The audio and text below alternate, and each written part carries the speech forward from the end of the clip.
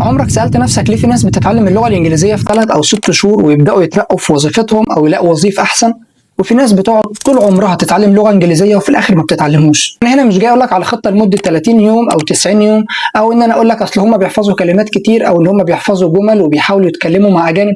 لا، أنا جاي أقول لك على السر الحقيقي، ومش هطول عليك في المقدمة. السر ده بينقسم لحاجتين. الحاجة الأولى وهو مبدأ الفايدة أو الثواب.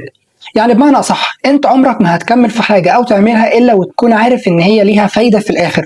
يعني أنت عمرك ما هتكمل في اللغة الإنجليزية ولا هتكمل في مذاكرتها إلا لو أنت حاطط هدف، والهدف ده مش هدف وخلاص، لا، فايدة هتعود عليك من الهدف ده. إنما لو أنت حاطط هدف إن أنا بعد شهر أو بعد شهرين هبقى بي 2، أنت هتزهق، انت هتيجي في النص ومش هتكمل، لان مفيش فايده هتعود عليك. الفايده دي بقى ممكن تكون ترقيه في الشغل، ان انت تلاقي وظيفه احسن، ان انت تسافر، ان انت تبقى تتكلم مع اجانب، تلاقي كلاينتس اكتر.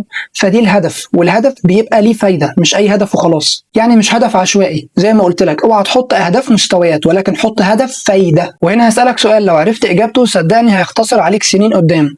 عمرك سالت نفسك ليه في ناس بتقوم تصلي الفجر كل يوم، مع ان ممكن تكون حالتها اصعب او ان هي بتنام متاخر او كل الكلام ده، وفي ناس ما بتصحاش تصلي الفجر خالص حتى لو كان نومها مرتاح وعندها شغل مستقر؟ لان اللي بيقوم يصلي الفجر ده بيبقى حاطط هدف في دماغه او فايده من اللي هو بيعمله، ان هو يدخل الجنه، او ان هو ربنا يوسع رزقه، او ان هو يلاقي وظيفه احسن، او ان هو يقدر يدعي ربنا، او ان هو بيلاقي الراحه في صلاه الفجر. فدي فايده عايده عليه مش هدف. الجزء الثاني من السر ده هو العكس من الفايده، وهو الضرر، او بمعنى اصح العقاب.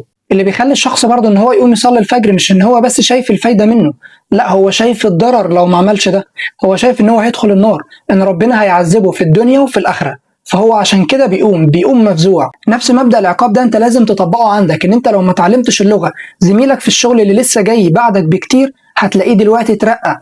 ان في غيرك المفروض ان هم كانوا هيسافروا وفعلا سافروا، وانت لسه عندك ما سافرتش بسبب ان انت ما طورتش اللغه بتاعتك.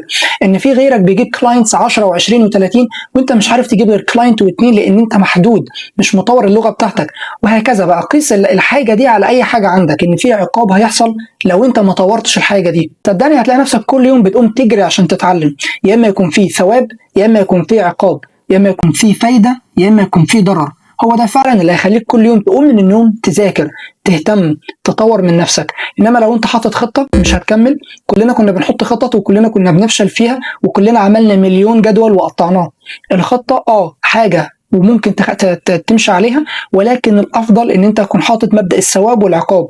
هو ده اصلا الدنيا، ان في حلال وفي حرام، هو ده اللي بيحكمنا. فلو انت حطيت المبدأ ده في دماغك صدقني هتطور اللغه بتاعتك، واي سكيل تانية انت عايز تطورها. طور من نفسك واتبع الموضوع ده، واكتب لي في الكومنتس ايه رايك، وقول لي لو انت فعلا ماشي بالموضوع ده، وهل فعلا انت اتطورت في اللغه ولا لا.